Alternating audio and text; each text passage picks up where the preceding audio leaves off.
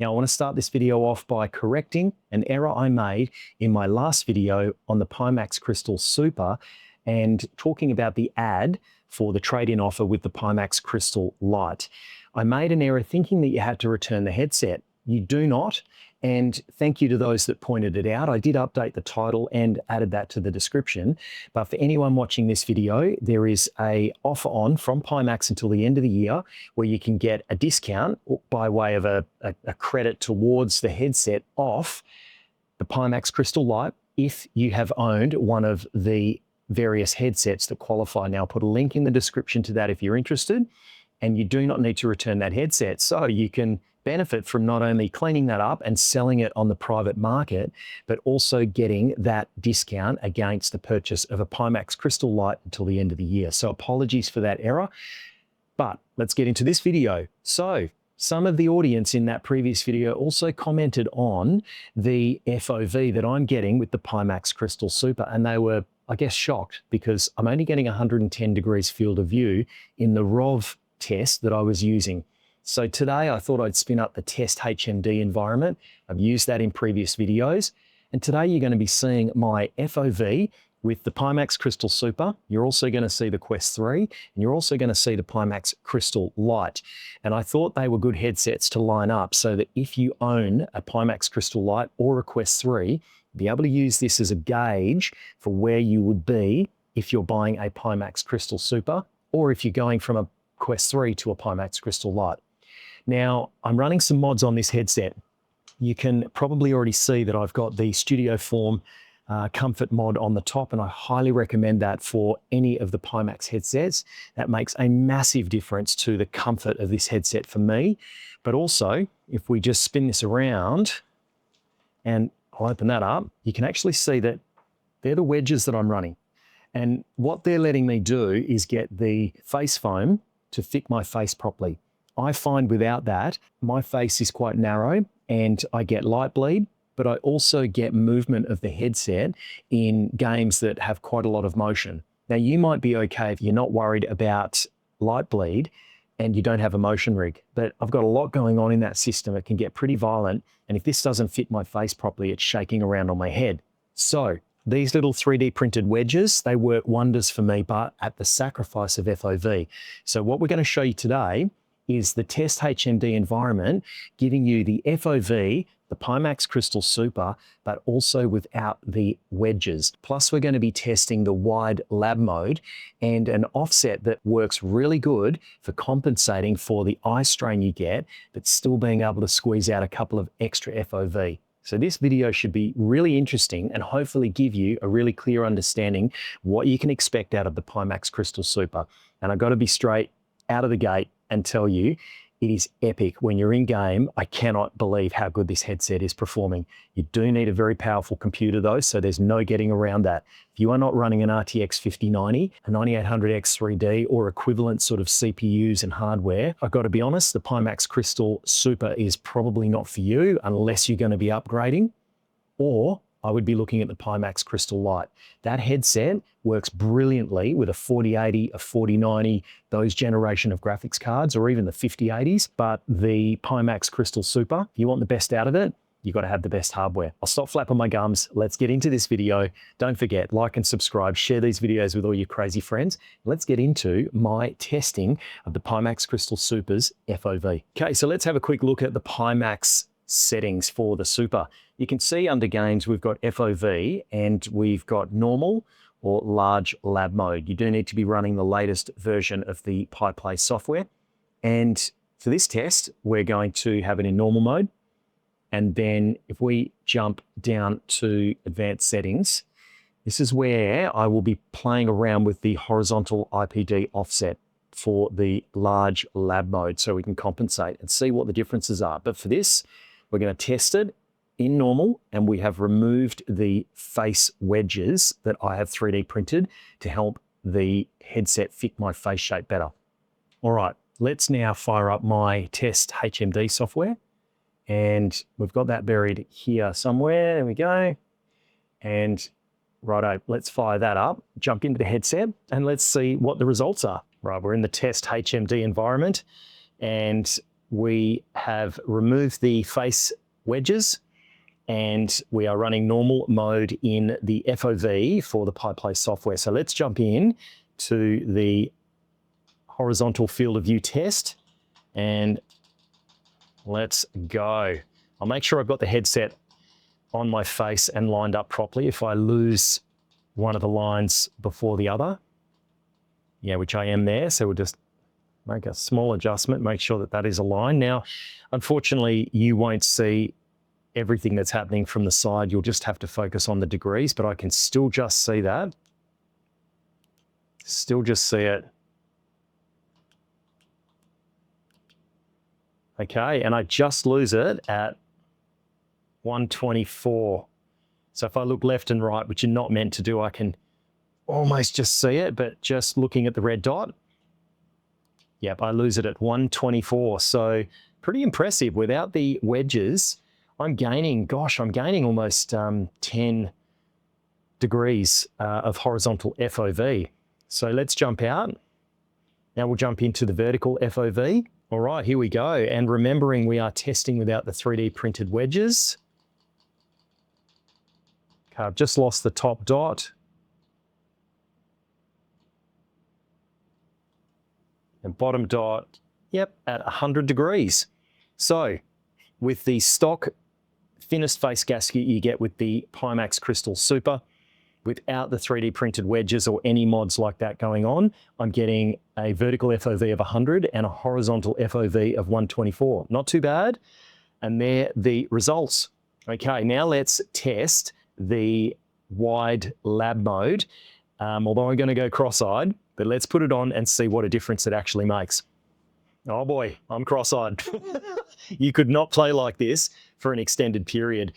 Yeah, the eye strain is pretty extreme. So you might be wondering why I'm doing this anyway.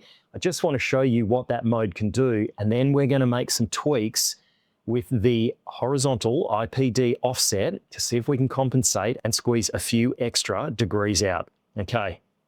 Yep, I can still see them.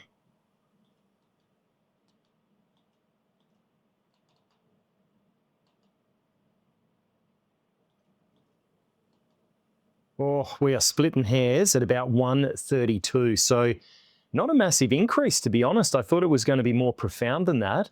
But yeah, 132 degree FOV increase by going to the lab mode. So yeah, so we end up with 132 degree FOV with the wide lab mode. So that's my face shape. What can I say? Let's jump out. Let's jump into FOV vertical. Okay, so I can see the top dot. And we're at 90. I can still see the bottom dot. I've lost the top dot. And there we go, we're at 100 degrees still. So not a lot's changed there. We are still pretty much getting the same vertical FOV of 100. So there we go. Without the wedges, the 3D printed wedges in the face gasket for my face shape, we are getting 100 degrees vertical FOV and 132 degrees horizontal FOV. Now let's see if we can compensate for the eye strain that I'm getting by actually changing the IPD offset. Now, I just want to give a quick shout out to Scooby DCS, one of the viewers who was pretty active in the comments section on my last video about the Pimax Crystal Super. Now, interestingly, they mentioned that they've had good results with the wide lab mode FOV by adjusting the IPD offset. Interestingly, though, they're doing a positive 1.5, and for them, that seems to be working well. But just recently, they've also commented that they went back to just no offset, and that seems to be better. So maybe it was stretching the eye muscles a bit. I don't know. I'm doing a negative 1.5. So what you're about to see is thanks to Scooby DCS for that suggestion, but I am running a negative 1.5 horizontal IPD offset. I think the takeaway here is that there is some margin to move with this and massage it to get the eye strain minimized, if not as close to completely eliminated as possible, and still getting a FOV uplift. So your mileage may vary, but at least it's worth giving this a try. So thank you, Scooby DCS, you're a legend. Let's get back into the video. Okay, so for this, we're going to want to go down to advanced, and then the horizontal IPD offset here. I've actually found that 1.5 seems to be working. I had a chap in a previous video in the comments mention this, so thanks to him, because yeah, this definitely does compensate for it. But we're splitting hairs over getting a few extra degrees horizontal FOV. But let's jump back in and test what that setting does. Now, most importantly, what's the eye strain like? Much less. I do have a little bit. It almost feels a bit like 8KX days, but 8KX was manageable, whereas the wide lab mode straight out of the gate is just unmanageable for nearly every single person who's commented. But with this offset, I reckon I could play with this for reasonably long periods, but let's see if it's actually made much of a difference. So we'll jump back into horizontal. Okay, let's see where we lose them. Yeah, we're sort of losing it at about 128. 126, well, we're splitting hairs over 126, 128. I'm going to call it 128. Not bad. We've managed to keep some of the horizontal FOV and not lose too much. And this is looking crystal clear. I mean, no pun intended, right? Okay, let's jump out and let's test the vertical FOV. All right, I'll bring it back. Okay, we've got the top dot. All right, I've just lost the top dot.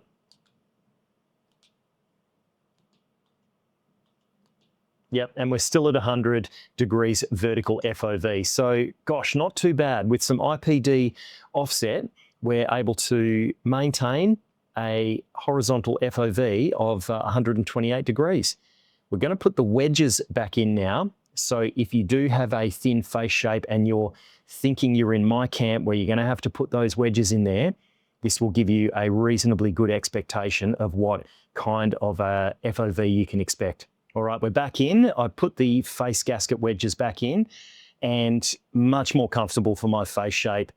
And unfortunately, I could already feel that there is a little tiny bit of loss in FOV. Now we've gone back to normal mode for the software, and we have removed the IPD offset. So let's jump into the horizontal FOV and see what a difference it makes.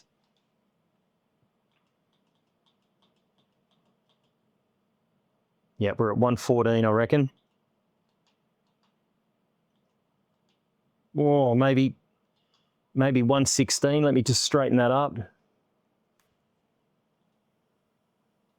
No, I'd have to call it. I think it would only be fair to call it at 114 for me. So yes, that is the sacrifice you make for comfort. If you've got a thin face shape, this is probably where you're going to end up. Now there's room to move. I could probably print these a bit thinner, muck around with the foam a little bit. Maybe I could squeeze it to 120-ish. But yeah, 114 is what I'm getting currently. Now let's test what we get with the vertical FOV. Okay, I can see the top dot. Okay, we've just lost the top dot and bottom dot.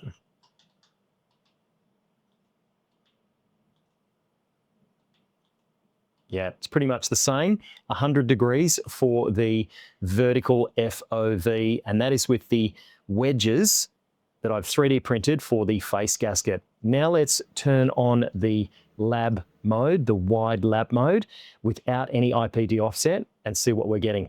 Okay, we're back in, and whew, man, the eye strain is real. Okay, let's jump back into the horizontal FOV. Yeah, I can still see those lines clear as day there, which is where we were before. So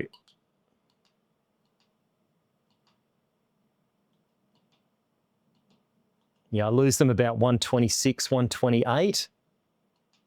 I think it would be fair to call it. I think it would be fair to call it at 126.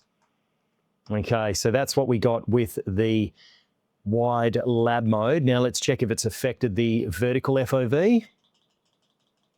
Okay, I can see the top dot. Top dot's gone.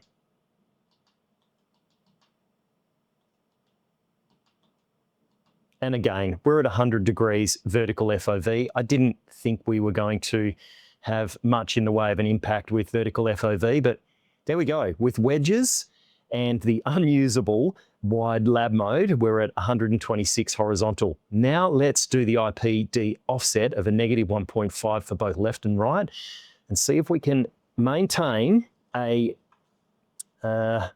reasonable FOV horizontally without any eye strain or minimum eye strain. Eye strain is greatly reduced. There's a tiny little bit still. It doesn't feel quite as good as the normal mode, but manageable. I could play with this. I could genuinely play with this. Okay, here we are. Can't see it at 128.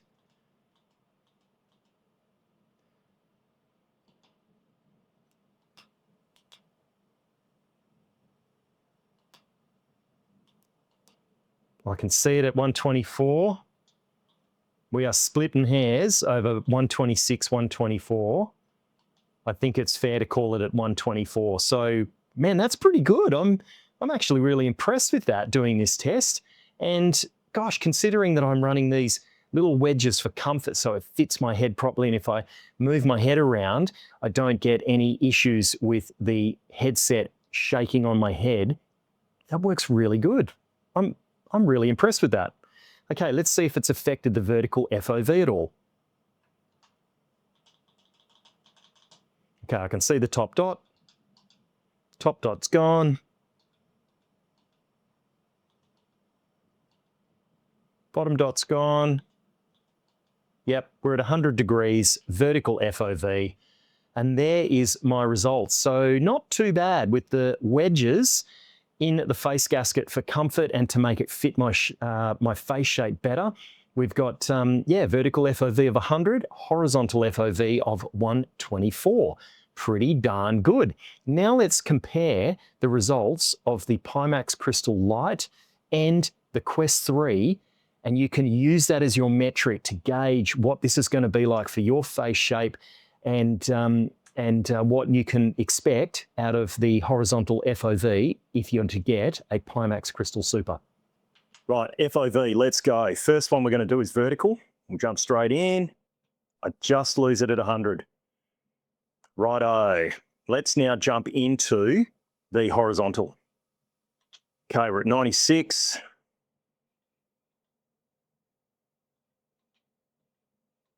Must be alignment of the headset just slightly because I can still see the right, but I've lost the left. Let me just give that an ever slight little adjustment. There we go. Wow. Yep, we're there. 102, I lose the right and the left. So that's perfectly aligned. 102. That's pretty cool. There we go. So for me, 100 and 102. Right, Quest 3 time. Let's go. And I've put a battery on the back. Not that I really needed it for this, but I thought it's only fair to weight the headset exactly the same as I normally use it. So we're going to jump into the the vertical FOV. Right, let's go.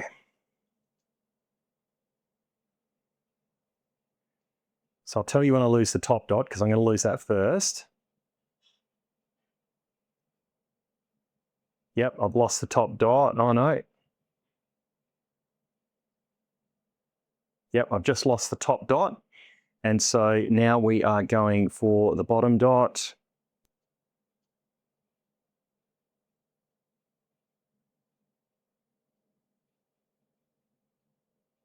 Okay, just lost the bottom dot. So that's a very interesting test, isn't it? That's just gone in at 108 for me, losing the bottom dot. Let's go back. Yeah, bottom dot's there, and we're at 108. Okay, so let's jump out of this one, and we're going to jump into the horizontal. Okay. Let's pump her up. Just make sure that this is aligned. Yeah, not quite aligned there. So let me just get that headset nicely aligned. There we go. I can see both lines.